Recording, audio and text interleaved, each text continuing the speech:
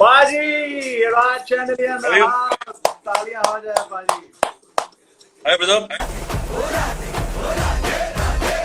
राधे राधे राधे ओ राधे राधे राधे, तेरे बिना कृष्णा तो लगे आधे आधे।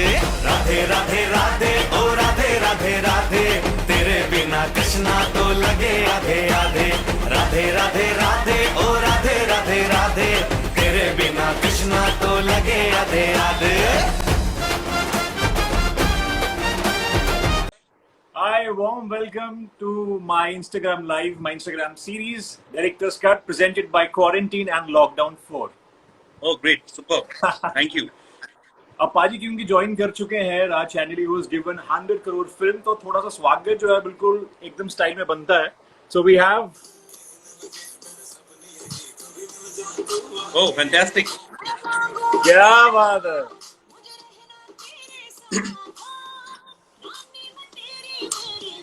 बहुत बहुत एंजॉय करते हैं इस गाने पे। कितनी बार कही है कुछ इंदौर देख के शादी कर ले। So a lot of people are joining Thank you. in and warm welcome once again and a happy thank you so much, Sunday thank you evening. So much अभी।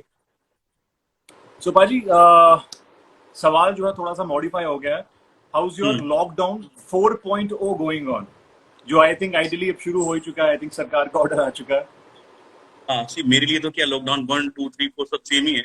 और लॉकडाउन से पहले भी मैं ऐसे ही था, बिकॉज क्या है, बस ये था कि वो तब ऑफिस में होते थे, अब घर में रहते, और लिखना वहां भी था, लिखना यहाँ भी है। तो ऐसा नहीं है बिल्कुल कि कुछ बहुत फर्क पड़ गया। बस हाँ ये है कि अपने आप को थोड़ा वक्त दे रहे हैं और कुछ। That's it. क्या बात है। सो राजपाल जी, व्हाट डू यू थिंक कि ऑफिस में लिख के ज्यादा मजा आता था, मगर या फिर लॉकडाउन में अब और शांति है, कॉल्स वगैरह कम आने लग गए हैं, अब ज्यादा अच्छा लिख पा रहे हैं, अच्छे पंचेस आने वाले हैं आने वाली फिल्म में आपके? यार एक्चुअली क्या, राइटिंग ना उस किस्म से नहीं है हमारी, कोई ड्रामा है या थ्रिलर है जो एकांत में बैठ के ऐसा कुछ लिखना है। कॉमेडी तो ऐसी कि जितने ज्यादा लोगों से मिलेंगे उतने ज्यादा ऑब्जर्व कर पाएंगे उनको, तो राइट, कुछ फायदा भी है, कुछ नुकसान भी है, दोनों चीजें हैं। एब्सोल्युटली। तो अभी पाजी बीच में क्या क्या लिख लिया आपने? आई थिंक लॉकडाउन 1 सीजन हो चुका है, 2 हो चुका है, 3 हो चुका है। सो आई एम श्योर आपने 2-3 या फिर मेरे ख्याल से जिस तरह से आप लिखते हैं 15-20 वेब सीरीज तो आपने लिख दी होंगी, मुझे लगता है। ये यार मैंने कॉमेडी लिखा है, सर्कस के कुछ कहानियां लिखी हैं, ऑफ कोर्स कुछ अच्छी चीजें निकल के आई हैं, बिकॉज लॉकडाउन के बाद थोड़ा सिनेरियो चेंज हो जाएगा, कुछ नए राइट, कंटेंट, नए नए थॉट्स वो लिखे हैं। कुछ 1-2 फिल्मों पे काम किया है, टीवी शोज पे काम किया है, which I am going to produce. और वाओ, बस वही चल रहा है, हर दिन कुछ ना कुछ, कोई कभी कुछ। अभी रिसेंटली एक पोयम लिखी है जो शायद मैं उसको पोस्ट करूंगा, वो है। और लवली, कि हमारी मुंबई कैसे वापस आएगी, यू नो क्या बात। दोबारा दौड़ेगी हमारी बॉम्बे। ये टाइटल सुन के आई थिंक बहुत इंटरेस्टिंग चीज लग रही है। ऐसे में अक्षय सेज की लुकिंग हैंडसम, थैंक यू भाई। कास्टिंग शिवम फ्रॉम आराम नगर हैज जॉइंड इन। बहुत सारे लोग आ रहे हैं। राजपा जी, एक चीज जो हम सब जानना चाहते हैं, ये जो ड्रीम गर्ल आपके माइंड में आया था कि मुझे ड्रीम गर्ल लिखनी है, मैंने सुना था कि आपने सिर्फ 20 दिन में इसके डायलॉग्स लिख लिए थे, विच इज कमेंडेबल। एंड इतना टाइम आपने, आपके पंचेस ने हमें कॉमेडी सर्कस में, कॉमेडी नाइट विद कपिल बाजी के साथ बहुत हंसाया है। सो ये dream girl, how did this happen? यार उन दिनों मैं कॉमेडी सर्कस लिख रहा था, 2012-13 था, मेरा लास्ट सीजन था।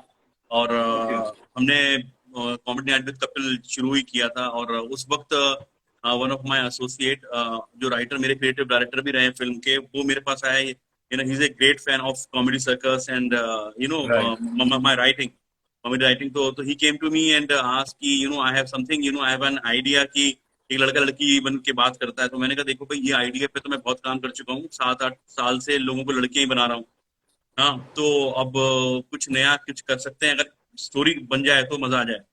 फिर उसके बाद वो 3-4 साल उन्होंने कुछ लिखा उनको, फिर उसके बाद कुछ एक कहानी लेकर आए मेरे पास कि ऐसा कुछ है मेरे पास। तो वो उतनी मुझे समझ में नहीं आई। और उसके बाद फिर हम गए 2017 में, मैंने कहा चलो बाहर चलते हैं, कुछ लिख के आते हैं। और फिर ये कहानी क्रैक की मैंने, और उसके बाद फिर पूरी टीम ने मिलकर एक अच्छी फिल्म बना डाली। That's it. क्या थोड़ी अच्छी, मैं कहता हूँ बहुत ही ज्यादा अच्छी, और इतनी अच्छी है कि आई थिंक उसका बॉक्स ऑफिस कलेक्शन जो है, आई थिंक अभी भी कभी ना कभी बढ़ता रहता है। 140 crore I think it has collected in the box Yes, office. worldwide 200 crore. World wide 200 crore, क्या बात। Yeah, yeah. It's और 145 India, 146 India, I think.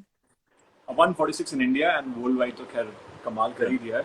सो ऐसे में पाजी 20 दिन में आपने डायलॉग्स लिखे थे इस फिल्म के, वो Yeah. हम जानते हैं, मगर एज अ जब आप राइटर रहे हैं इतने सालों तक आपने राइटिंग में काम किया है, जो काम है ऑफ कोर्स उसने हमें बहुत हंसाया भी है, भूमि जैसी फिल्म्स हमने देखी हैं, मगर डायरेक्शन में जब आप आए थे तो लाइफ कैसे चेंज हुई थी? और because direction is all together very tough and a very बहुत मेहनत का काम है डायरेक्शन, और इतनी बड़ी फिल्म को बनाना, 100 करोड़ तक पहुंचाना, उसको पार करवाना, 200 करोड़ तक लेके जाना, सो कितनी मुश्किलों का आपको सामना करना पड़ा था, एंड क्या क्या तैयारी करनी पड़ी थी from being a writer to turn a director? एक बॉयफ्रेंड का हस्बैंड हो जाना, इतनी रिस्पॉन्सिबिलिटी हो जाती है, आपसे समझ लीजिए। बिल्कुल, बहुत ज्यादा। जब जब तक आप राइटर होते हैं, आप एक बॉयफ्रेंड होते हैं, आप फ्रीलांस होते हैं, आप आप कितने बजे भी आ जा सकते हैं, कुछ भी कर सकते हैं, लेकिन जब आप हस्बैंड हो जाते हैं, तो वो डायरेक्शन जो है ना, वो फिर एक कहीं ना कहीं 2 रिस्पॉन्सिबिलिटीज आ जाती हैं आपके ऊपर। तो राइट। वही चीज है। और writing is the toughest part, every time. तो तो मैं लिखता था, इतने वक्त से लिखता आ रहा हूँ, लेकिन डायरेक्शन में ये चीज है कि अपनी चीज को लिखना और उसको फिर डायरेक्ट करके वो स्टोरी टेलिंग जो है, जो आप चाहते हैं, वो लोगों तक पहुंचाना is really tough, as a first time director. But ये है कि क्योंकि कॉमेडी थी, समझ है थोड़ी बहुत, जितना मैंने एक्सपीरियंस लिया है इस चीज का, और फिर जब आपके पास एक्टर बहुत अच्छे हों तो डायरेक्टर का काम बड़ा इजी हो जाता है। तो वो एब्सोल्युटली। कुछ प्रॉब्लम्स आई जो लेकिन उनको भी बस ये था कि फर्स्ट टाइम था, तो चीजें समझने में टाइम ज्यादा नहीं लगा, राइट। तो फटाफट हो गई वो सब चीजें। कुछ प्रॉब्लम जान सकते हैं, कुछ प्रॉब्लम्स, बिकॉज इतनी फ्लॉलेस फिल्म थी, स्पेशली उसका क्लाइमेक्स था जिसमें हम हंस हंस के लोटपोट हो गए थे, which was hmm. Extremely hilarious. मगर ऐसे में ऑफ कोर्स बैक एंड पे जब काम करते हैं बहुत सारे हसल्स होते हैं, बहुत डिफिकल्टीज होती हैं। So you being a first time director, debut director, तो आपको क्या क्या डिफिकल्टीज आई थी? We would love to know that यार। यार, ये होता है कि हर चीज का ख्याल रखना पड़ता है। You are the captain of the ship, and you have to handle each and everything, every aspect of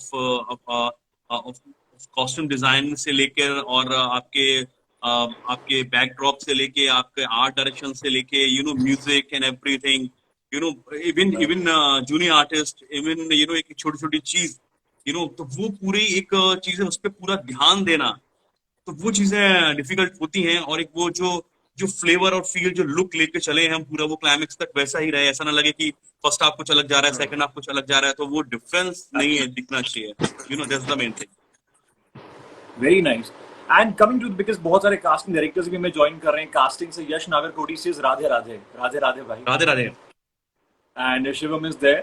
So coming to the casting, you said कि बहुत अच्छे एक्टर्स हो तो फिल्म ऑटोमेटिकली अच्छी बनती है। अनु कपूर साहब और आयुष्मान का मैजिक एक बार फिर से देखने को मिला हमें। नुषित इज फ्लॉलेस, एंड बाकी विजय राज, जब भी वो स्क्रीन में आते हैं तो मतलब मजा आता है यार कि अब तो कुछ कुछ तो खुराफाती होएगा। So what was the procedure of casting? क्या आपने ये सब, आप जब लिख रहे थे तो आपके माइंड में सब कुछ था कि मैं इनको कास्ट करने वाला हूँ, और ये कुछ प्रोसेस रहा था इसका? मैं आपको बताऊं, कुछ चीजें ऐसी हुई, जैसे लिखते टाइम तो पूरे जहन में थे कि आयुष्मान के साथ ही करनी है ये फिल्म, और और उनको सुनाई तो उन्हें पसंद भी आई, और हमने जो जो भी चीज सोची हुई थी वो हुई।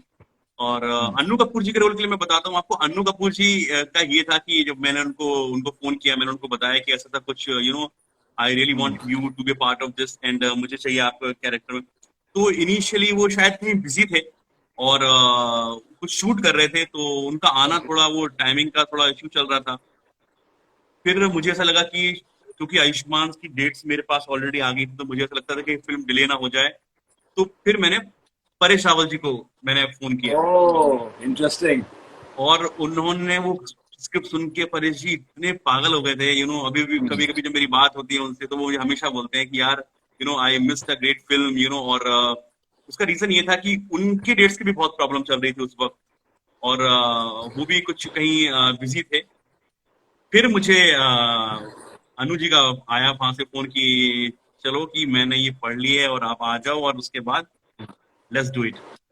और उसके बाद फिर ऐसा भी हुआ। मैं आपको एक वाक्य बताता हूँ कि महेंद्र, हमारा जो कैरेक्टर, जो अभिषेक बैनर्जी ने प्ले किया था, हाँ अभिषेक भाई, हाँ हाँ, तो वो उसके लिए हमने पहले राजपाल यादव जी को सोचा था, कि उनके, लेकिन फिर उनके साथ कुछ इश्यू, उनका पर्सनल कुछ इश्यू हुए, और जिस दिन हम शूट था उससे एक दिन पहले मैंने अभिषेक को कास्ट किया था, और मैं एक्चुअल अभिषेक या राजपाल जी में से ही किसी को लेना चाहता था। अभिषेक उस टाइम कुछ शूट कर रहे थे शायद, लेकिन अब ये है कह देते हैं किस्मत में होता था, फिर हो जाता है। और फिर वो सारी चीजें बड़ी स्मूथली हो गई। फिर विजयराज जी को मैंने सुनाया एक बार में, उन्हें बड़ा पसंद आया, बोलता है yes I am doing this. Manjot and फिर नुसरत ने तो कहानी सुन के बोल दिया था कि yes I am doing this. Yeah and today is Nusrat's birthday, yeah so happy birthday to her. या तो जो वीडियो में एडिट करूंगा तो उसके बाद मैं ये चंक निकाल के स्पेशली नुसरत को टैग करूंगा। प्लीज आपको लाइक बाकी जो मैंने क्रिएटिव बनाया था, आई एम श्योर वो आपको पसंद है, बिकॉज दुनिया को बहुत पसंद आ रहा था वो। Nice, it's nice, it's very nice. The music and everything is good. Lockdown effects हम एडिटिंग भी सीख ली है, और अब रही बात पंचेस की और वीडियोस की, तो मैं चाहूंगा कि राज, बिकॉज इतने सारे राइटर्स, इतने एस्पायरिंग एक्टर्स जुड़ रहे हैं, कास्टिंग वाले लोग जुड़ रहे हैं मेरे साथ, lot of people from industry, so मैं चाहूंगा बिकॉज राइटिंग ऐसी चीज है जो, बिकॉज दे से content is the king, and आने वाले टाइम में अभी एक रिपोर्ट, एक सर्च कहती है कि सोशल मीडिया भी उसी को प्रमोट करेगा, नॉट बिकॉज ऑफ लाइक्स और कमेंट्स, मगर आपका कंटेंट अच्छा है, that's going to be the next big king. So पाजी, बिकॉज आप तो कंटेंट के किंग हैं, महारथी हैं, सो मैं चाहूंगा कि हमारे कुछ जो दर्शक हैं उनको थोड़ा सा बताएं कि कैसे अच्छी राइटिंग कर सकते हैं, कैसे वो इम्प्रूव कर सकते हैं, और पंचेस पे कैसे काम किया जा सकता है।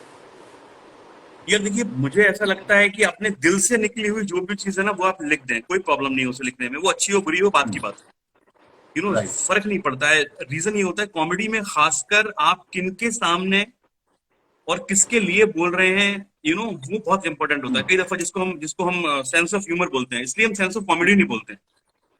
कॉमेडी एक अलग किस्म होती है, ह्यूमर एक अलग किस्म का होता है, यू नो। ह्यूमर को जनरेट नहीं करना पड़ता, कॉमेडी को जनरेट करना पड़ता है, यू नो। तो मैं ये बोलूंगा कि जब भी आप कुछ लिखें तो किसी भी बात का एक तीसरा तर्क जो होता है वो कॉमेडी होता है, यू नो, या वो ह्यूमर हो सकता है, यू नो। तो वो चीज आप हमेशा ध्यान रखें कि कभी भी जो करें, और वो बचपना ना भूलें अपना। आप सीरियस होके ना लिखें, अगर आप सीरियस हो गए बहुत ज्यादा तो फिर वो जो बचपना छूट जाता है, बिकॉज बचपन में जो चीज लिखी जाती है वो हमेशा फ्रेश और रियल होती है। Absolutely, very very interesting. और कई बार क्या होता है कि अक्सर जब हम क्रिएटिव एक्सरसाइजेस करते हैं तो हमें भी सिखाया जाता है, आई ऑल्सो मेक वीडियोस, घर पे क्रोमा सेटअप है, एडिटिंग वेडिंग सब कर लेता हूँ मैं। सो कई बार बहुत सारे लोगों का एक सवाल रहता है कि क्या हमें जो फर्स्ट थॉट आता है उसको एक्सेप्ट करके उसी पे काम करना चाहिए, या फिर समटाइम जैसे कि जो फर्स्ट थॉट है उसको उठा के डस्टबिन में डाल के अपने जो बाकी के थॉट्स हैं वो एक्सप्लोर करने चाहिए, think out of the box. So इस पे भी मैं एक आपको वाकया बताता हूँ कि कई राइटर से मेरी मुलाकात होती थी जब मैं कॉमेडी सर्कस लिखा करता था, मैं वो शो हेड करता था, और डेली फ्रीलांस राइटर्स आते थे। तो क्या था कि एक सज्जन हमारे पास अलग अलग किस्म के राइटर आते थे। तो एक बड़े ही प्यारे हमारे राइटर हैं, वो उनका स्टाइल बड़ा अच्छा था। वो जो कहानियां स्क्रिप्ट सुनाने आते थे उसके पहले पूरी भूमिका बनाते थे उसकी, एकदम मतलब यू नो कि उनका अंदाज से बयां बड़ा कमाल था। वो एक दिन मेरे पास आए, कहा कि सर मैंने स्क्रिप्ट लिखी है सर। मैं बोला बहुत अच्छी बात है, बताइए क्या है। सर क्या है कि मैं सर मीरा रोड रहता हूँ, आपको तो पता ही है। मैंने हाँ पता है वो तो मालूम। तो मैं सुबह सर उठा 4 बजे ब्रह्म मुहूर्त में। सर ब्रह्म मुहूर्त आपको बताइए सर, मतलब उस वक्त जो राइटिंग लिखी जाती है, जो ऊपर माँ सरस्वती का जो आशीर्वाद होता है। मैंने बोला ठीक है, हाँ बताइए आगे। सर सुबह मैं उठा, मैंने बनाई कॉफी, और आपको पता ही सर कॉफी में कितनी बढ़िया बनाता हूँ। मैं बोला हाँ सर वो तो पता ही है, पिटाई तो कभी है नहीं, लेकिन चलो आप कह रहे तो मान लेते हैं। और फिर मैंने कॉफी बना के मैंने अपनी डायरी ली और मैं लिखना शुरू किया। मैंने प्रॉपर एक स्क्रिप्ट लिखी, मैंने पढ़ी, मुझे अच्छी नहीं लगी, मैंने फाड़ दी। फिर मैंने दूसरी लिखी, ठीक है, और दूसरी जो स्क्रिप्ट है वो मैं लेकर आया हूँ। ब्रिलियंट स्क्रिप्ट, ये सुनिए आप। मैंने बोला सुनाइए। अब वो पूरी उन्होंने दूसरी स्क्रिप्ट प्रॉपर मुझे सुनाई और मुझे पूछा कैसी लगी। मैंने बोला देखिए जो अच्छी वाली तो वो आपने शायद फाड़ दी, बराबर। तो पहला जो आपका थॉट है, दूसरा जो थॉट है, तीसरा जो थॉट है, वो कुछ भी हो सकते हैं, ठीक है। तो थॉट के पीछे आप बिल्कुल ना जाएं, आपका दिल जो कर रहा है आप वो लिखें। और ये कहना कि ये अच्छा है ये बुरा है, ये ऑडियंस पे छोड़ दें आप। एब्सोल्युटली, वो आपको बता देगी। अगर आपके पहले थॉट में दम नहीं है तो वो बता देगी आपको कि नहीं दूसरा लिखिए आप सर। एब्सोल्युटली यार, बहुत Yeah. बहुत एक ये जो राइटर्स हैं, जो भी क्रिएटिव लोग हैं, उनको ये बात डेफिनेटली टच करने वाली है कि हम जब हमें जो कहा जाता है कि first thought second thought, we should Yeah. Not rely upon that, मगर जो दिल से आवाज आती है, मतलब कहने का वो तात्पर्य ये है कि अगर मुझे पसंद आया है, तो ही जनता को पसंद आया। It's as Of simple as course. That. आप देखिए, आपको पसंद आना बहुत जरूरी है। बहुत जरूरी है। दूसरों को आए ना आए वो एक अलग बात होती है। आज जितनी जितनी लोग फिल्में बनाते हैं, या ताजमहल बनाया है, तो उसने ये सोच के बनाया, सबको बुला के थोड़ी बताया कि अच्छा लग रहा है कि नहीं लग रहा, तो आगे कंटिन्यू करता हूँ, नहीं तो तोड़ देता हूँ इसको। उसने बना दिया, उसको पसंद था ना, उसने बना दिया। वरना लोग देखिए, वरना लोग तो कमियां, आप हमेशा। टाइटैनिक देखने जाओ, उसके नीचे भी डिसलाइक लगे हुए हैं लोगों के, पता नहीं कौन से लोग हैं वो। तो जिन्हें जिन्हें बुराई करनी है वो किसी में बुराई निकाल देंगे। बुराई निकाल दे। Yeah. राज भाई, एक एक चीज है जो अक्सर रेडियो स्टेशंस में, क्रिएटिव टीम में, टेलीविजन में, फिल्म्स में, जहां भी क्रिएटिव लोग आते हैं, क्रिएटिव कॉन्फ्लिक्ट्स होती हैं। सो इसको किस तरह से लोग डील करते हैं, कैसे आप मैनेज करते हैं? बिकॉज कॉमेडी पे खेलना सबसे डिफिकल्ट होता है, टाइमिंग बहुत मैटर करती है, और कई बार शॉट से पहले डिफिकल्टीज होती हैं, मूड ऑफ होता है, ये होता है। सो ये क्रिएटिव कॉन्फ्लिक्ट्स, कोई कहता है ये अच्छा नहीं है, वो अच्छा है, so how do you manage as a creative person? See, comedy में ये या तो हंसी आएगी या तो नहीं आएगी। नहीं आएगी। तो तो अगर अगर मेरी बात पे आपको हंसी नहीं आ रही और आपकी बात पे मुझे हंसी नहीं आ रही है, तो हम दोनों गलत हैं। True. यू नो, तो या तो आप मुझे कन्विंस कर दीजिए या मैं आपको कर दूंगा, दैट्स इट। तीसरा कोई चीज ही नहीं। और फिर इतना तो कई दफा ये भी होता है कि उस वक्त शायद हंसी ना आए, लेकिन शायद बाद में हंसी आए कि हाँ, बात ठीक थी। हाँ। और ऐसा ऐसा हुआ भी है, दो ऐसा तीन दफा होता ऐसा है। हुआ है। ऐसा हुआ है कई दफा कि पहले सुना दिया है, तब वो समझ में नहीं आ रहा है, फिर वो जो हमने एक दफा जब हम लाफ्टर चैलेंज किया करते थे, मैं अनऑफिशियली लिखा करता था उस वक्त कुछ लोगों के लिए, तो वहां पर भी एक उन्होंने जोक था, हमने डाला था उसमें कि वो जोक सुनाया, उस दिन हंसे नहीं, फिर तीसरे दिन हंस रहे सिद्धू साहब, कहता हूँ तेरा जोक बड़ा कमाल था। हैं? तो क्या हो सकता है कभी कभी आपके उस टाइम में वो वाइब्रेशन मैच ना करे, समझ ना आए आपको, लेकिन फिर बाद में समझ आती है हम लोग कई चीजें। ये है। ऐसा कई बार होता भी। हालांकि हमने भी, जैसे आपने बताया, एक छोटा सा शो बनाया था मैंने, जिसको होस्ट किया है, और जो हमारे कॉमेडी के किंग थे उस टाइम पे, सुनील पाल जी, सो वो जी। उसके जज थे, और 6-7 कंटेस्टेंट हैं। एक हमारी छोटी सी कोशिश है जो अभी जल्दी एक टेलीविजन पे आएगी, तो उसमें भी सेम चीज ऐसी हुई थी कि हम एक दिन सुनील जी ने कोई जोक मारा, समझ नहीं आया, तो नेक्स्ट डे हम कॉफी पे बैठे तो तब जोक समझ आया, और हम तब हंस रहे थे, तब सुनील जी होता हम है। पे हंस रहे थे। होता है, बिल्कुल होता है। बिल्कुल होता है। सो राजपाल जी, आपकी जर्नी बहुत इंटरेस्टिंग रही है। एक छोटा सा मुझे आपके बारे में एक किस्सा पता है कि एक टाइम पे जब आपको इतनी सक्सेस मिली थी कॉमेडी सर्कस के बाद, कॉमेडी शोज लिखने के बाद, आप थक के अपने गांव चले गए थे, क्या ये बात सच है? हाँ, मैं चला गया था, और वो चला इसलिए गया था कि क्या होता है ना, आपको रिफ्रेश होना बहुत जरूरी है। उन दिनों मैंने, यकीन मानिए कि मैं लॉकडाउन इसलिए एंजॉय कर पा रहा हूँ अभी, क्योंकि उस वक्त बिल्कुल भी मौका नहीं मिला था घर पे बैठने का, और Right. क्योंकि हर हफ्ते हमको वो शो ऑनर करना पड़ता था, सैटरडे संडे हो गया था, और फिर 7 साल लगातार हमने वो शो किया, कहीं कोई गैप नहीं, और वो 7 साल Amazing. में वो हर हफ्ते हमें स्क्रिप्टें लिखनी होती थी, और मैं उन दिनों 6 स्क्रिप्टें, कभी 5 स्क्रिप्टें हर एपिसोड में लिखता था। तो ये था कि हर हफ्ते मुझे, हर महीने में मुझे कम से कम नहीं तो 30 स्क्रिप्ट लिखनी होती थी। तो वो लिखना, वो चलना, उसमें इतने रम गए थे हम लोग कि उसके अलावा हमें कुछ ध्यान ही नहीं देता था। हमारा पैशन हो गया था वो कि नहीं यार, अब तो कुछ और हंसाएंगे अब। और बहुत दफा मेरे साथ ये भी हुआ, कृष्णा, सुदेश, कपिल भाई, जब जिनसे आप कभी मिलो तो वो शेयर करेंगे, क्योंकि मेरा हमेशा से ये रहा था कि स्क्रिप्ट बन भी गई है कभी, कई दफा ऐसा भी होता था कि एंड नहीं बन रहा कभी, तो उस पर भी हम अपना मजाक उड़ाते थे कि नहीं आप एंड नहीं लेके आए, और ये वो सब वो जो भी है। लेकिन कई दफा ऐसा हुआ था कि स्क्रिप्टें हो गई हैं, रिहर्सल हो गई है, फिर मैंने जाके बोला कि नहीं यार, एक काम करते हैं, इसको नहीं करते हैं, मेरे पास कुछ और आइडिया है, इसको करते हैं। बोले अरे क्या कर रहा है तू यार, पूरी रिहर्सल हो गई, सब कुछ हो गया है, तो ऐसे भी हुआ है, क्योंकि वो पैशन था, और वो पैशन इस कदर हो गया था कि जब वो ब्रेक मिला, फिर मैंने कहा चलो यार हम लोग चलते हैं, थोड़े रिलैक्स करते हैं थोड़ा, फिर देखी जाएगी आगे क्या करना है क्या नहीं करना है। Right. तो वो टाइम था, वो एक अलग टाइम था, वो 7-8 साल पहले की बात है। सोच के मतलब लगता है कि 7 साल लिखना लगातार non stop, I think, because writing का अपना काम रहता है बहुत। मतलब I'm sure हमें कि हमें 7 साल बाद पता चला कि 7 साल हो गए हैं, हाँ। क्योंकि हम डेली लिख रहे थे, डेली लोगों के मैसेज आते थे और वो सब चीजें, और मैं तो अभी भी उन दिनों को बड़ा मिस करता हूँ। लोग बड़ा मिस करते हैं, लोग मुझे अभी भी मैसेज करते हैं, अभी भी लोग जब भी देखते हैं उसका यूट्यूब पे देखते हैं या बाकी उस पे हाँ देख वो के तो मुझे देखते हैं लोग। मुझे स्क्रीनशॉट्स भेजते हैं वो कि आई एम एंजॉयिंग कृष्णा ये एक्ट, में कपिल का ये एक्ट या भारती का ये एक्ट, तो बड़ी खुशी मिलती है कि लोग अभी भी उस कॉमेडी से बाहर नहीं आए हैं, अभी लोगों को अभी भी हंस रहे हैं उस पंचेस पे। आज हमारे साथ पंकज हैं चंडीगढ़ से, बहुत ही फेमस आरजे रहे हैं ये। आई थिंक आयुष्मान खुराना के बहुत अच्छे मित्र हैं ये। हाय इन्होंने एक पंकज, साथ हाउ अपनी यू? जर्नी शुरू की थी। ओ बहुत वेरी बहुत गुड। ही अच्छे हैं इसका। तो राज भाई, कई बार ऐसा होता है कि हम कुछ लिखते हैं और हमें लगता है, जैसे मैंने कभी कुछ शो किया तो मुझे लगता है कि अरे यार मैंने आज क्या किया था। तो कभी आपके साथ भी ऐसा होता है कि मैंने यार ये क्यों लिखा था और इस पे लोग हंस रहे हैं, कभी ऐसा आपके साथ हुआ है? मतलब मेरे साथ ऐसा हुआ था कि हम कभी कभी बड़ी एक्सपेक्टेशन के साथ चले जाते हैं हम लोग। जब एक आदमी एक्सपेक्ट राइट, करता है तो हर्ट होता है ना। तो एग्जैक्टली। एक्सपेक्टेशन हमारी इतनी हाई थी कि यार अरे ये तो मतलब फाड़ के रख देगी स्क्रिप्ट, तो देखो क्या क्या होने वाला है इससे। और नंबर आए 8-8, कि यार इससे ऊपर नहीं, और गालियां पड़ी अलग, किसने लिखी है क्या लिखी है वो भी हुआ है। लेकिन वो ये था कि वो ये भी हिस्सा है, ये भी एक हिस्सा है। ये अगर नहीं होगा तो आपको समझ नहीं आएगा कि एक्चुअल आपने लिखना क्या है। ट्रू। कि अगर अगर जिंदगी में गम ना होते तो मुमकिन है शायद हम ना होते, और इन खुशियों का एहसास होता भी तो कैसे अगर सोचो हम पे वो सितम ही ना होते। तो वो सितम बहुत जरूरी है, वो गम बहुत जरूरी है ये खुशियों का एहसास लेने के लिए। राइट, यू नो बिल्कुल।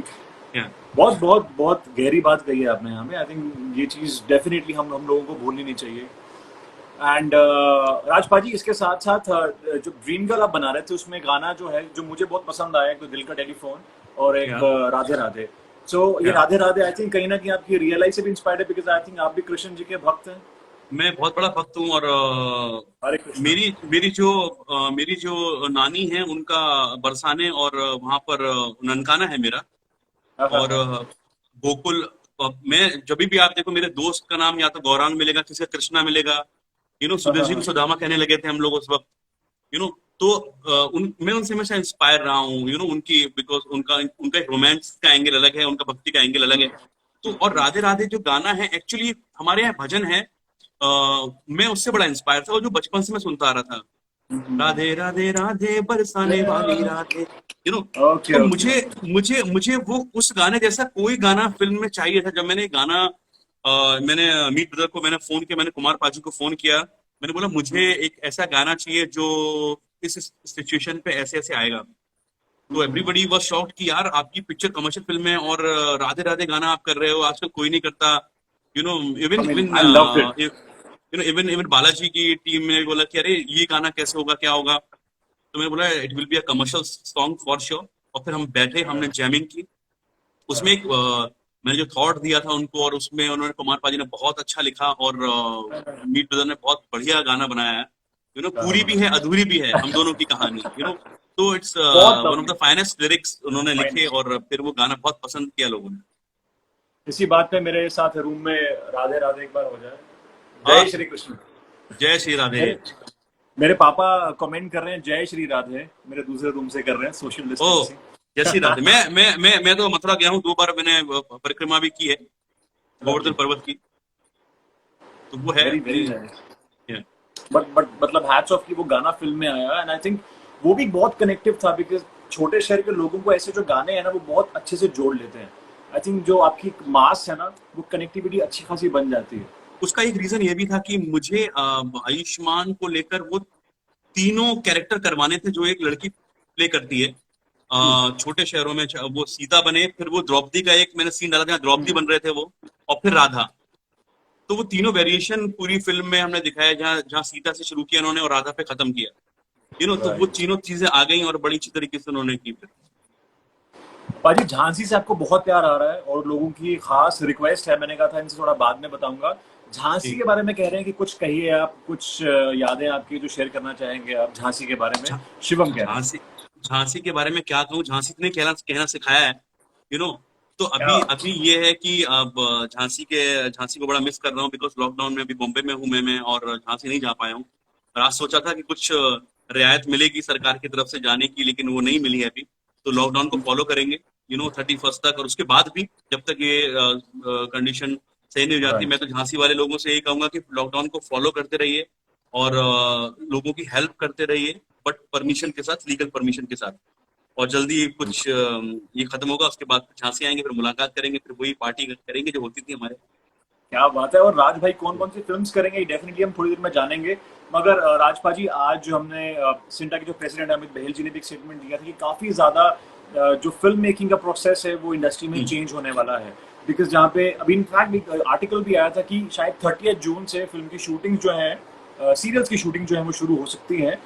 सो वो भी 100 की जगह 50 लोग काम करेंगे, डॉक्टर होगा, इंस्पेक्टर होगा, एंड किसी को भी अगर वायरस होता है unfortunately, so producer will have to pay 50 lakh to the family.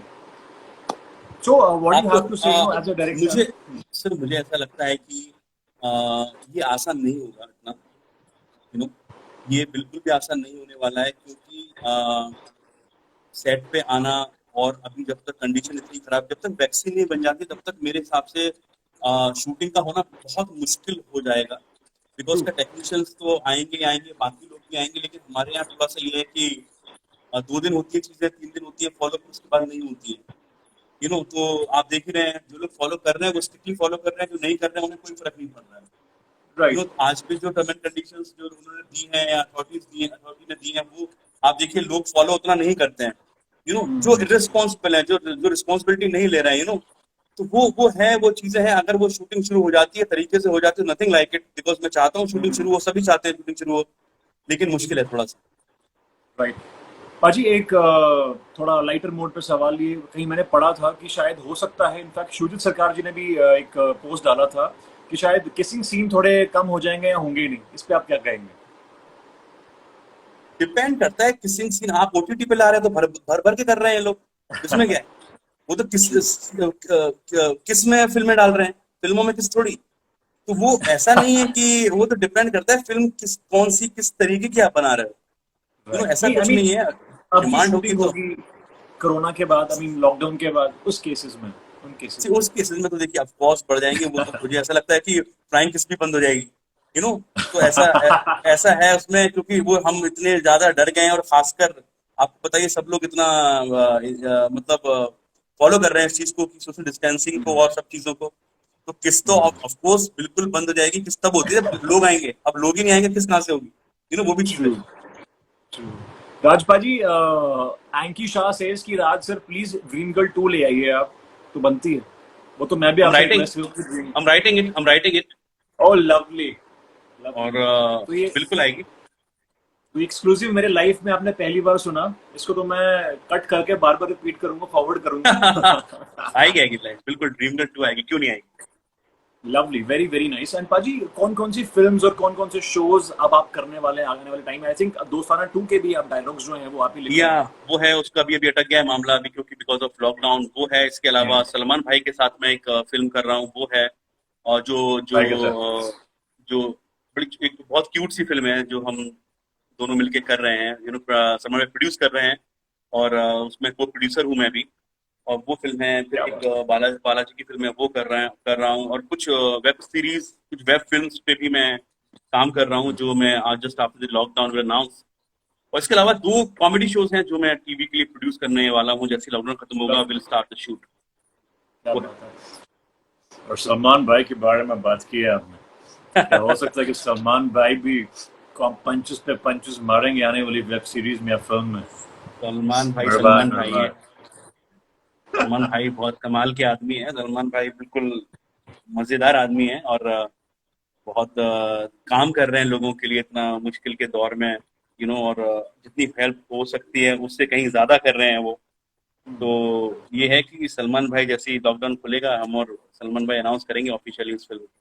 क्या बात है। ऐसे में राज भाई, आप खिलाड़ी कुमार, अक्षय कुमार, नॉट अक्षय कुमार, आप हमारे साथ भी कुछ कर रहे हैं, कोई देशभक्ति पे फिल्म बनाए आप, अच्छा लगेगा। और एक अक्षय बाजी के साथ तो देखिए हर कोई काम करना चाहता है, और मैं कुछ चाह रहा हूँ, तो मैं एक स्क्रिप्ट है मेरे ध्यान में जो मैं उन्हें जाके बताऊंगा। और ये है ना कि चीजें बहुत सारी हैं, और वो बस लॉकडाउन का वेट कर रहा हूँ मैं कि बस जैसे खत्म हो। इनफैक्ट आज शायद 17 मई है, और आज 16 मई यानी कल के दिन मैं जो फिल्म प्रोड्यूस कर रहा था उसकी शूटिंग शुरू होने वाली थी, और अभी वो पुश हो गई है, और अब वो पता नहीं कब होगी, जब लॉकडाउन खत्म होगा। तो हमने तैयारी बहुत की हुई थी, लेकिन अब क्योंकि दुनिया में स्थिति ऐसी है कि नहीं कर पा रहे हैं कुछ, बट आई होप कि जल्दी खत्म हुए और फिर शुरू करें हम सब।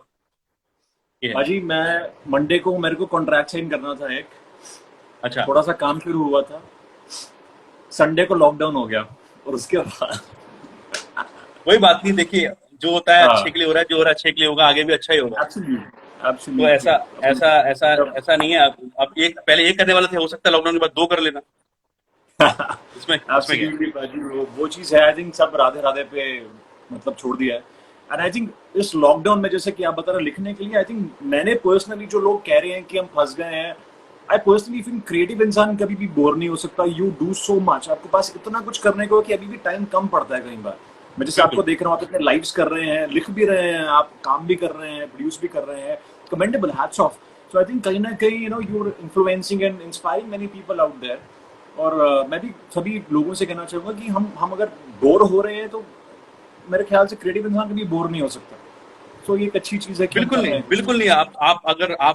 आप अगर लिखने के शौकीन हैं, तो लिखने वाला बंदा तो कभी बोर हो ही नहीं सकता, बिकॉज वो अपने साथ बहुत सारे किरदार लेके चलता है, तो बिल्कुल वो उसकी जिंदगी का हिस्सा हो जाते हैं। तो उसमें ऐसा नहीं है बिल्कुल, तो बल्कि वक्त है लिखने का आपके पास, आप एक से एक बढ़ के चीज लिख सकते हो आप। एब्सोल्युटली। पाजी लिखने से याद आया, जो आपने ड्रीम गर्ल के एंड में प्लॉट लिखा था, जी, वो क्या कमाल का वो हिलेरियस प्लॉट था, जिसपे 25 पे 25 25 पे 25 और मतलब मेरे हाथ में पॉपकॉर्न और कोल्ड ड्रिंक था, मैं रुक नहीं पा रहा था कि मैं क्या करूं, मैं हंसूं, मैं खेलूं। वो हाँ, कैसे शूट किया? बिकॉज अभिषेक बैनर्जी अपने बड़े भाई जैसे हैं, तो उनसे बात हुई थी मेरी भी हाल ही में, तो वो बता रहे थे जितना आपको मजा वो देख के आया ना, उतना ही मजा हमें शूट करके आया। So you being the director, oh, captain of the ship, you tell me कि आपको, आप हंस पा रहे थे, आप हंस रहे थे, देख रहे थे, क्या कर रहे थे, आपने कैसे शूट किया वो लास्ट? मुझे मुझे वो जो उन्होंने किरदार किया है, जो महेंद्र का, मुझे वो किरदार देख के बड़ी हंसी आती थी। वो सबसे हंसी मुझे वो मुझे कैरेक्टर देख के ही आती थी, because Abhishek is a fantastic and one of the finest actor भी है। और उनका एक एक स्टाइल जो उन्होंने पकड़ा था, वो बहुत कमाल था। वो मेरे पास फर्स्ट डे आया कि क्या करूं मैं, किस तरीके से करूं। मैंने कहा वेरी सिंपल कैरेक्टर, बहुत ही ज्यादा ब्रह्मचर्य का पालन करने वाला, बहुत ही उसको पता नहीं है, इतना शरीफ है वो, उसके बाहर की दुनिया का आइडिया नहीं है। तो हम जब क्लाइमेक्स के प्री क्लाइमेक्स जब शूट कर रहे थे हम लोग, और उसमें मैंने उनको डायलॉग दिया था, जब वो वहां से पिट के आते हैं और देखते हैं, अरे हरा हरा घर, लगता है गलत घर में आ गया, गलत घर में आ गया लगता है। तो मुझे वो खुद भी इतना हंसे, बोलते हैं अरे सर कहाँ से लेके आते हो आप ये सब चीजें। तो वो आके जो उन्होंने किया था, और जो जो रुक के जो वापस जाने का जो टाइमिंग था, दैट वाज ब्रिलियंट एक्चुअली। तो वो हमें अनुची के साथ भी उतना ही मजा आया, क्योंकि अभी सब लोगों की पोल खुलने वाली थी वहां पर, कि वो भी प्यार करता है, वो भी प्यार करता है, वो भी प्यार करता है। फिर वो हमारा जो सबसे छोटा कैरेक्टर था, वो भी गुजरों का जस्टिन बीबर, वो भी आया, उसका अपना एक मजा था। तो सब लोग इतना अच्छा कर रहे थे, तो इतना अच्छी तरीके से रिहर्सल किया हुआ था। हमने फिर वो स्टडी कैंप से भी हमने शॉट लिए, हमने फिर बाकी वो दोस्त भी लिए। तो इतनी इतनी इतनी स्मूथली हो गया सब कुछ ना, कि हमें कुछ कहने की जरूरत नहीं पड़ी किसी। सब एंजॉय कर रहे थे, तो मजा आ रहा था लोगों को। और इसीलिए I think philosophy says you've written a marvelous character of Anu ji, and इस साल का बेस्ट सपोर्टिंग एक्टर मिलना लाजमी है। सर मिला नहीं, लेकिन अब क्या करें, वो है। कई दफा क्या होता है कि जैसे मुझे इस बात की हमेशा से ये रही है, ऐसी मेरी कोई शिकायत नहीं है, लेकिन मन में एक मन हमेशा रहता है कि जो कॉमेडी फिल्म्स है ना, उनसे हमें हमेशा सौतेला व्यवहार किया जाता है। बिल्कुल, ये अक्षय पाजी ने भी कहा था। और मुझे पिछले साल 3-4 कॉमेडी फिल्में आई हैं। हंसाना कोई आसान काम नहीं होता, और मुझे ऐसा लगता है कि as a supporting character comedy में जो अनु जी ने किया है, वो पिछले साल किसी ने भी नहीं किया। बिल्कुल। तो वो किरदार इतना स्मूथ भी करना बहुत मुश्किल काम था, और मुझे ऐसा लगता था कि उन्हें तो जरूर मिलेगा। हमें किसी को मिले ना मिले, लेकिन उन्हें जरूर मिलना चाहिए। बट लोगों ने कंसिडर नहीं किया। चलो कोई बात नहीं, हम लोग अभी एग्जैक्टली। आई थिंक जो उनका मैजिक विकी डोनर के टाइम पे था, और विकी डोनर के बाद आयुष्मान का और अनु जी का अगेन मैजिक जो था, it was way better than what we had seen in the past. And वो जो स्पेशली एक टर्निंग पॉइंट फिल्म का था, जब वो घर पूरा हरा हो जाता है उसके बाद तो मतलब पूरा हॉल जो था वो अमेजिंग। चाचा सलाम चाचा, वो लोगों ने मतलब मैं खुद देखने गया था जब फिल्म, तो लोग गिर गए थे कि अरे यार ये तो अब क्या रहा, अरे ये आदमी अब प्यार में इतना पागल हो गया है कि इसने अपनी पूरी जिंदगी बदल दी, दुकान बदल दी, घर हरा कर दिया, ये तो अब बड़ा रोमांस करने के चक्कर में है। तो वो चीज पे इतनी अप्रिशिएट हुई, और वो कन्नू जी ने इतना अच्छी तरीके से किया, निभाया इतनी अच्छी तरीके से, I am really glad and proud. Raj भाई, ड्रीम गर्ल के सक्सेस के बाद after getting 200 crore worldwide box office पे, व्हाट डू यू थिंक आपकी लाइफ कैसे बदली है, आसपास के लोग, दुनिया, सब कैसे बदल गया, क्या लगता है आपको? मैं आपको बताऊं कि जब मैं वेलकम बैक कर रहा था, तो वेलकम बैक ने भी अराउंड 155 करोड़ किया वर्ल्ड वाइड उस या वक्त। ट्रू। तो मुझे ऐसा लग रहा था कि अरे, वो वाक्य बताता हूँ मैं आपको। मैं वेलकम बैक मेरी पहली फिल्म थी एज अ डायलॉग राइटर, तो मैं हमेशा अपनी फिल्म के रिलीज के पहले शिरडी जरूर जाता हूँ। राइट। और मैं वहां से लौट रहा था और मेरी फिल्म का प्रीमियर था यहाँ सिटी मॉल में, अंधेरी में। राइट। और मैं 9 बजे से प्रीमियर था, मैं 10:30 बजे पहुंचा।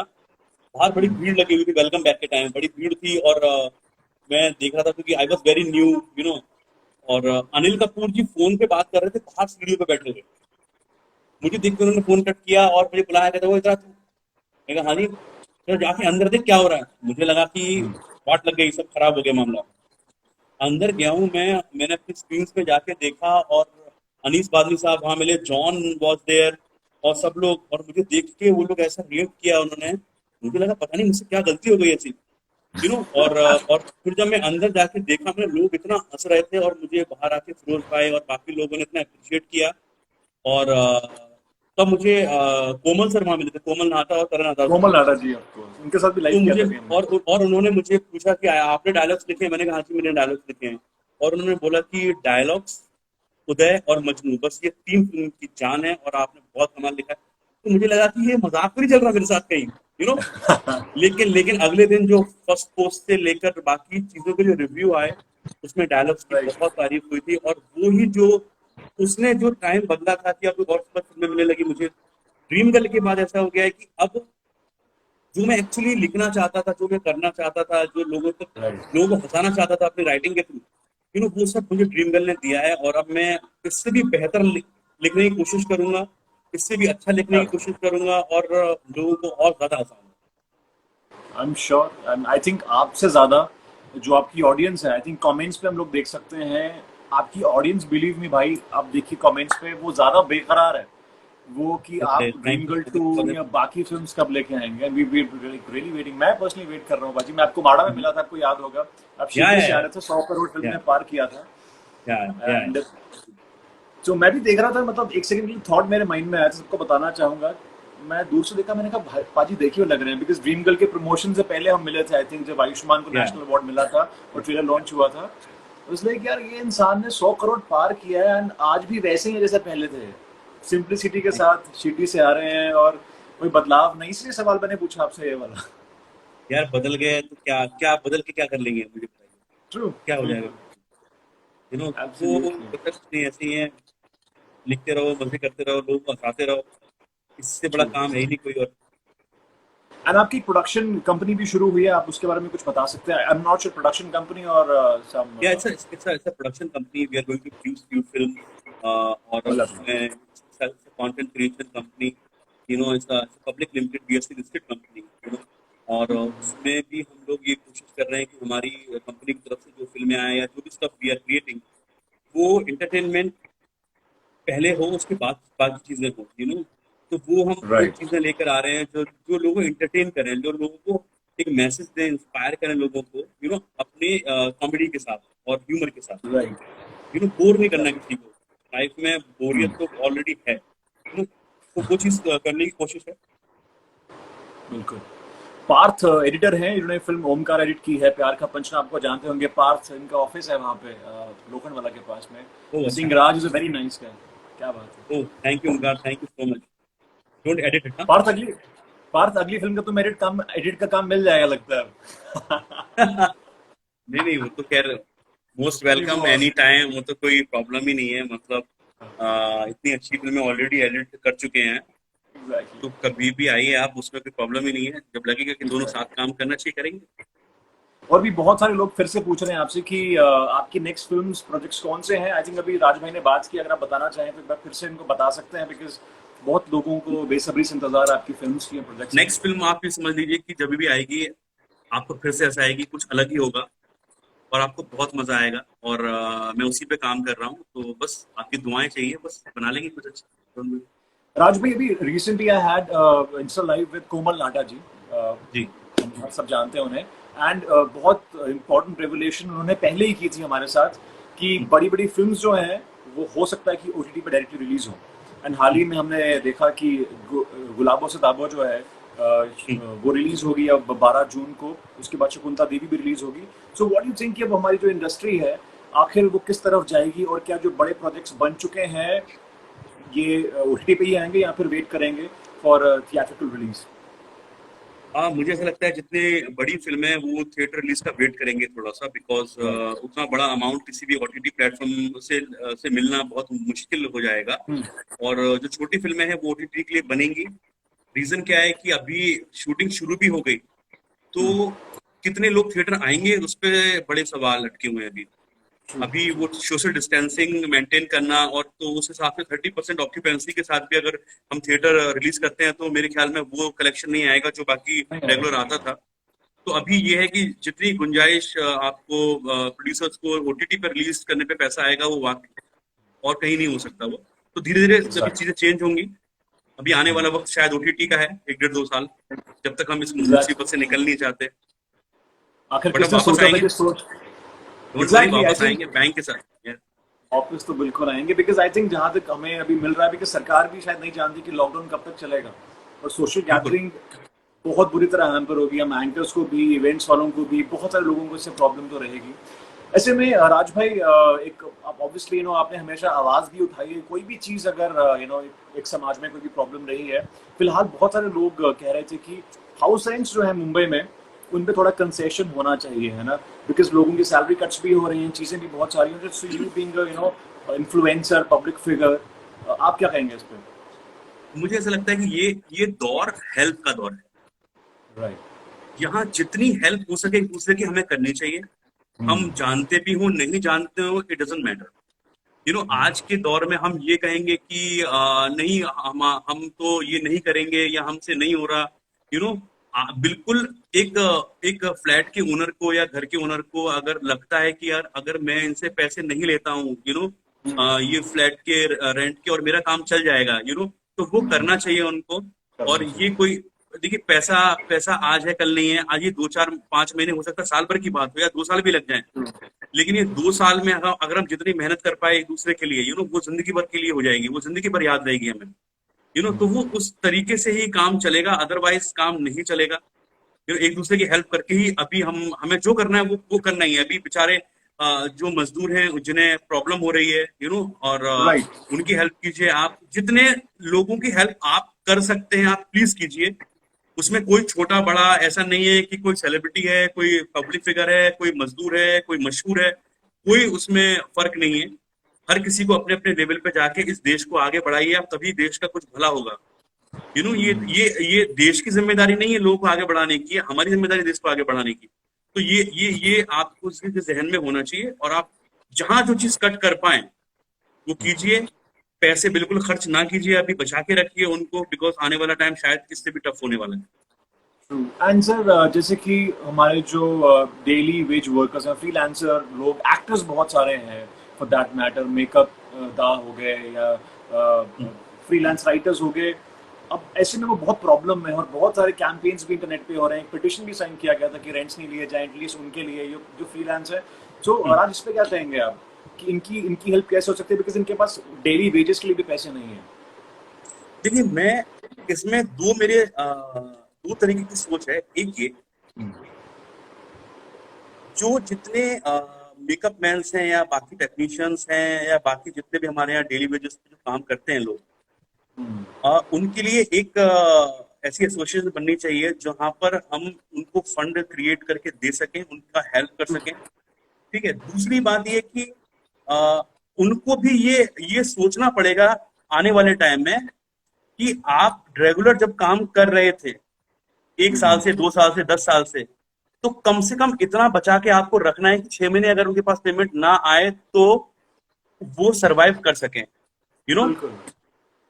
तो वो चीज मुझे ऐसा लगता है कि बाकी तो देखिए सरवाइव करने वाले 5,000 महीने में भी सरवाइव कर रहे हैं, और जिन्हें जो नहीं कर पा रहे वो 5 लाख में भी नहीं कर पा रहे हैं, तो इस सिचुएशन में 5 लाख 5,500 रुपए जितनी जिसकी हेल्प हो जाए आप करें, और ये इंडस्ट्री आज हम ठीक है, हम मुसीबत में है, हर कोई मुसीबत में है, तो इसका मतलब ये नहीं है कि हम लोग हेल्प करना छोड़ देंगे लोगों की, जितनी होगी उतनी करेंगे, और जब तक होगी तब तक करेंगे। एंड इस बात पे तालियां देना मानना चाहूंगा मैं राज भाई के लिए, बिकॉज कुछ लोगों ने इंस्टाग्राम पे पोस्ट करके बताया, मगर हमें पता चला कि राज भाई ने भी बहुत सारे सैंडविचेस और जितना भी खाना हो सका, राइस दाल चावल, आपने उन लोगों को दिए जिनको इसकी आवश्यकता है। सो वेरी वेल डन पाजी। इसलिए बता रहा हूँ ताकि जो लोग हैं वो इंस्टाग्राम पे या सोशल मीडिया पे पोस्ट ना करके मगर लोगों की हेल्प करें, जो एक बहुत अच्छा मैसेज एग्जाम्पल सेट किया आपने राज भाई, and which is amazing. Thank you. मेरा कंसर्न ये है कि क्योंकि मैं लॉकडाउन के दौरान मैं तो कुछ कहीं जा नहीं पाया, तो जितने मेरे दोस्त यार हैं उनको मैंने मेरे होम टाउन झांसी में भी और बॉम्बे में भी यहाँ पर जितना हो सका लीगल परमिशन के साथ हमने वो प्रोवाइड कराया, राशन प्रोवाइड कराया, खाना प्रोवाइड कराया, जहां से जहाँ हो सकता था, हम जहां जहाँ पहुंच सकते थे वो किया। और मैं खुद कई लोगों से इंस्पायर हुआ हूँ कि भाई वो करा रहे तो हम क्यों नहीं करा सकते, तो वो चीज है, और वो चीज करनी चाहिए। और खाना खिलाने में तो कोई वो चीज होनी नहीं चाहिए, खाना खिलाना सबसे बड़ी बात है, लोगों को पानी पिलाना बड़ी बात है, तो वो चीज जितनी आप कर पाए उतनी कीजिए।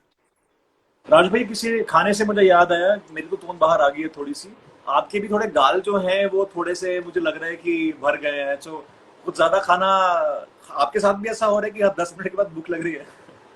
यार पता है मेरा प्रॉब्लम ये है कि मैं जब नहीं खाता हूँ तो भी साला मोटा सा हो लगने लगता हूँ, खाता हूँ तो भी लगने लगता हूँ, तो थोड़ा सा वो चबी सा हो जाता है। और फिर क्या, अभी थोड़े से आलस वाले दिन भी है ना, बैठे हुए हैं, गर्मी बहुत है, चलो ठीक है, अच्छा क्या है, अच्छा मैंगो शेक लाओ, ये लाओ, तो वो सब चीजें हो रही हैं। बट ये है कि जैसे काम पे दोबारा आएंगे सब वापस अंदर हो जाएगा।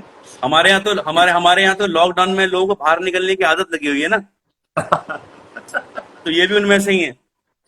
अनेक शराब के जब ठेके खुले थे तो भाई साहब हमारे लिए तो बहुत आफत बन गई थी, बिकॉज इतने सारे लोग ठेकों के बाहर थे, और उसके बाद बहुत सारे केसेस जो हैं मैक्सिमम हो गए, 4,000 थे उस टाइम पे इंडिया के सबसे ज्यादा केसेस। बहुत बुरी। देखिए सरकार ये बोलती है कि हम अपनी कुछ शर्तों के साथ ये चीजें खोली जाएंगी, जिस देश में लोग कानून नहीं मान रहे, शर्तें कैसे मान लेंगे मुझे बताइए। तो वो हमारी और उनकी रिस्पॉन्सिबिलिटी है। आज भी मैंने एक वो खबर पढ़ी कि भाई मिठाई की दुकानें खोली जाएंगी, आप ऑर्डर कर सकते हो। इस टाइम में कौन मिठाइयां खा रहा है मुझे ये समझ में नहीं आ रहा। ये कौन से लोग हैं जो मिठाइयों के बिना नहीं रह सकते इस वक्त? हाँ, क्योंकि अभी ऐसी कोई खुशी की बात भी नहीं हुई है कि ये महामारी चली गई है, हम सब फिर लाइन पे आ गए हैं तो मिठाइयां बांटी जाएं।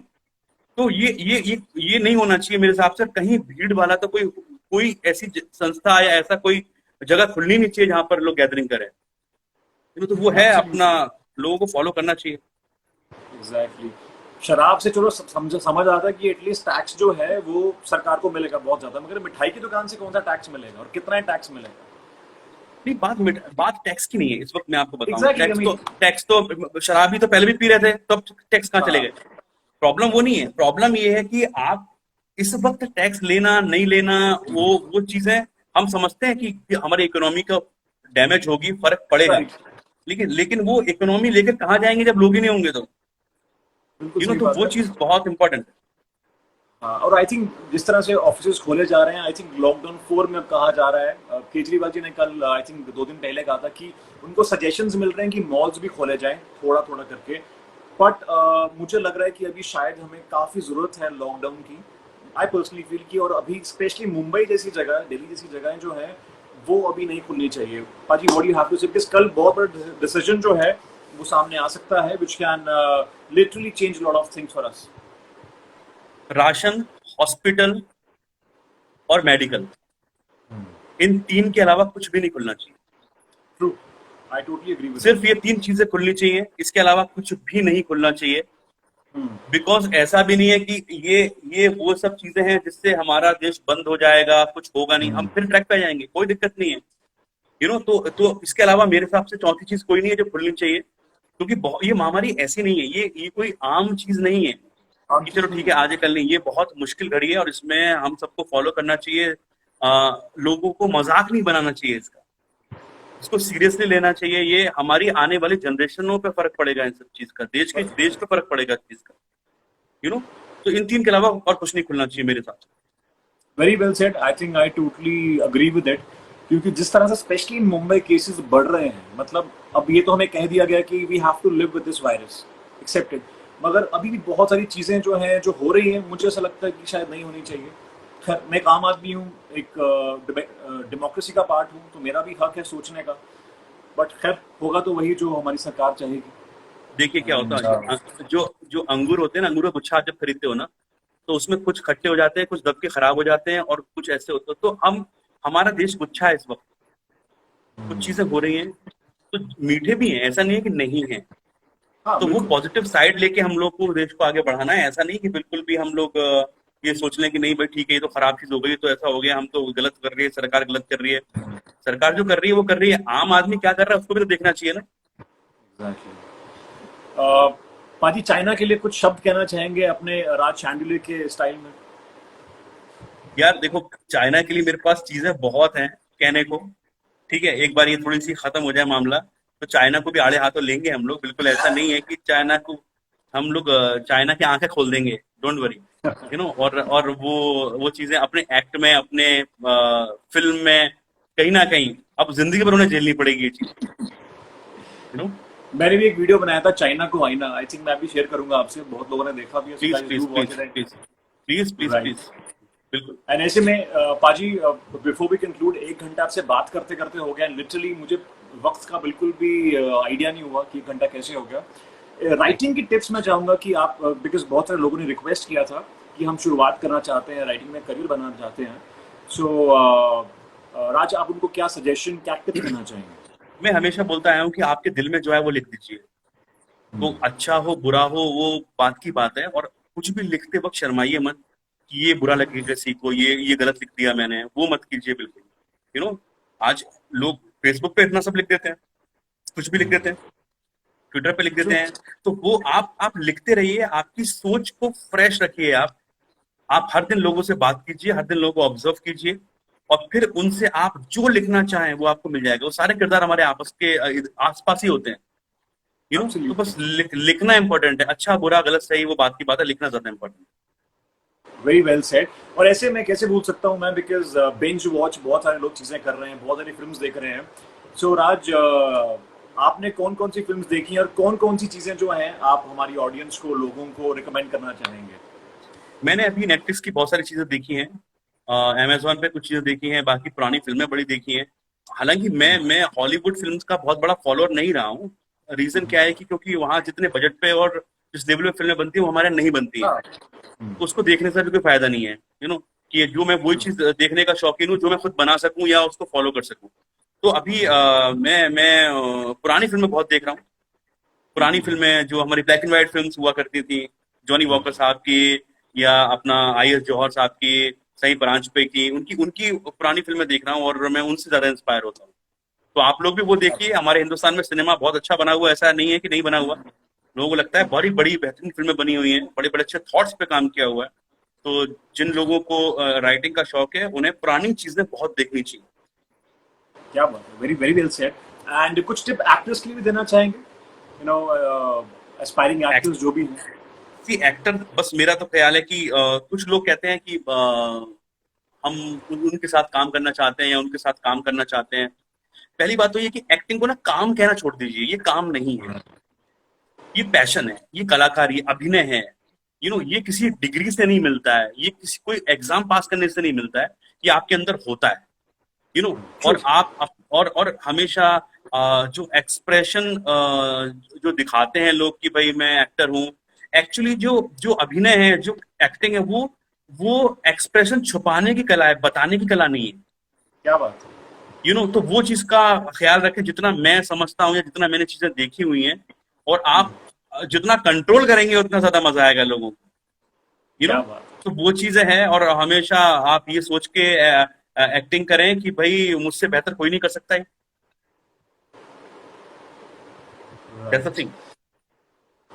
Well, it was such a lovely having you on my Instagram Live Director's Cut. Raj Paji, I really hope that dream girl 2 और जो बाकी प्रोजेक्ट्स हैं वो जल्दी से आए और आपकी ऑडियंस हम सारे जो हैं वो एंजॉय करें। And it was lovely having you, मजा आ गया बाजी बात करके। Thank you so much, same here.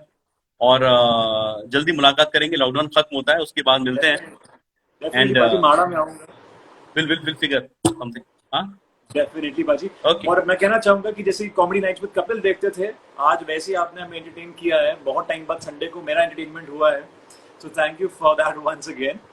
यार हम लोग कभी कॉमेडी के लिए अलग से बैठेंगे, डन बाजी, इट्स लॉक। उसका एक अलग मजा है। क्या होता है ना, कई दफा हम बहुत इंटेलेक्चुअल बातें करते हैं और कॉमेडी में ले जाते हैं, तो लोगों को लगता है अरे यार इतने सीरियस सिचुएशन पे भी कॉमेडी कर रहा है, तो कॉमेडी का एक अलग से शाम रखेंगे और फिर जम के हंसेंगे। ये तो पक्का, ये लॉक हो गया। और जल्दी हम इस पे कुछ प्लान करते हैं ना बाजी। Sure. And thank you so much guys for your comments. I am sorry अगर किसको रिप्लाई नहीं कर पाए। Thank you so much Riya. And ये सारा जो इंटरव्यू है आप मेरे YouTube, Instagram पे देख सकते हैं, जो मैं एडिट करके डालूंगा। एंड राइटर राज के नाम से आप राज पाजी को फॉलो कर सकते हो। Thank you so much paaji. Thank you so much Abhi, thank you very much and see you soon. Thank you, take Radhe care. Radhe. जय हिंद, राधे राधे। राधे राधे राधे ओ राधे राधे राधे, तेरे बिना कृष्णा तो लगे आधे आधे। राधे राधे राधे ओ राधे राधे राधे, तेरे बिना कृष्णा तो लगे आधे आधे। राधे राधे राधे ओ राधे राधे राधे, तेरे बिना कृष्णा तो लगे आधे आधे।